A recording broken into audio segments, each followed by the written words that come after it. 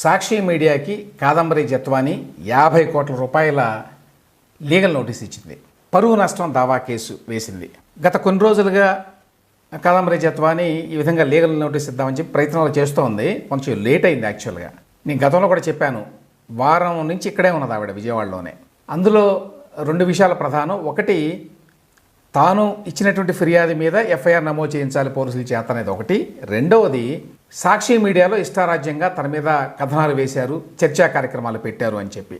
దీనికి సంబంధించి ఆగస్టు 31వ తేదీన సాక్షి టీవీలో ఒక చర్చా కార్యక్రమం పెట్టి ఈ కేసులో ఉన్నటువంటి ప్రధాన వ్యక్తి కుక్ల విద్యాసాగర్ని కూర్చోబెట్టి కాదంబరి జత్వాని మీద రకరకాల ఆరోపణలు చేయించారు. ఆవిడ బ్లాక్మెయిలర్ అని, ఎక్స్టార్షనిస్ట్ అని, ఇట్లాంటివన్నీ కూడా. దాని మీద ఇప్పుడు కాదంబరి జత్వాని లీగల్ నోటీస్ ఇచ్చింది. ఎవరెవరికి ఇచ్చింది?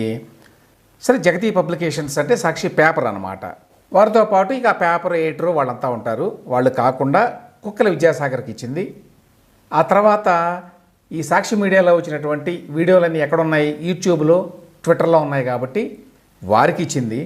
వారితో పాటుగా సాక్షి న్యూస్ అనేది ఒక హ్యాండిల్ ఉంది ట్విట్టర్లో, వారికి ఇచ్చింది. వారితో పాటు వైఎస్ఆర్సీ పార్టీ కూడా ఇచ్చింది. సో వీళ్ళందరినీ నా పరువుకి నష్టం కలిగించినందుకు గాను 50 కోట్ల రూపాయలు మీరు నాకు కట్టండి. అంతేకాదు దాంతోపాటు నా లీగల్ ఎక్స్పెన్సెస్ 35 లక్షల రూపాయలు కూడా మీరు కట్టండి అని చెప్పి నోటీస్ ఇచ్చింది.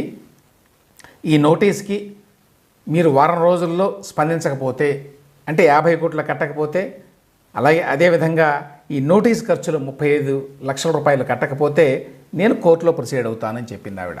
కాదంబరి జత్వానీని సాక్షి వాళ్ళు కూడా కొంచెం తక్కువ అంచనా వేశారు. ఆవిడ చాలా స్ట్రాంగ్ ఉమెన్ ఆబ్వియస్లీ. అందువల్ల పట్టుబట్టి మరీ కూర్చొని వారం రోజులు ఈ నోటీస్ ఇచ్చింది. తర్వాత నాకున్న సమాచారం ఏంటంటే, ఈ కేసుని ఆవిడ విజయవాడలో వేయదు, ముంబైలో వేస్తుంది. ఎందుకంటే విజయవాడలో వేస్తే సాక్షి వారికి ఈజీ కోర్టుకి అటెండ్ కావడం. వెరస్ ముంబైలో వేస్తే ఎడిటర్ మీద, ఇతరుల మీద వేస్తే మరి వాళ్ళు తిరగాలి ముంబైకి. అందువల్ల నోటీస్ ఇచ్చింది విజయవాడలో అయినప్పటికీ ఈ కేసుని ముంబైలో ప్రాసిక్యూట్ చేయాలని చెప్పి కాదంబరి జత్వాని అనుకుంటోంది అనేది సమాచారం. సాక్షి మీడియా మీద ఇప్పటికీ డజన్ల కొద్దీ పరువు నష్టం కేసులు ఉన్నాయి. నారా లోకేష్ వేశాడు, పొంగూరు నారాయణ వేశాడు, అయ్యన్న పాత్రుడు గారు వేశారు, గతంలో చాలామంది వేశారు కేసులు. ఇట్లా పురంధేశ్వరి గారు వేశారు ఈ మధ్యకాలంలో. ఇప్పుడు లేటెస్ట్ కాదంబరి జత్వాని. ఈ కేసులన్నీ కూడా ఒకేసారి సాక్షి నెత్తి మీద పడేటువంటి అవకాశం అయితే ఉంది.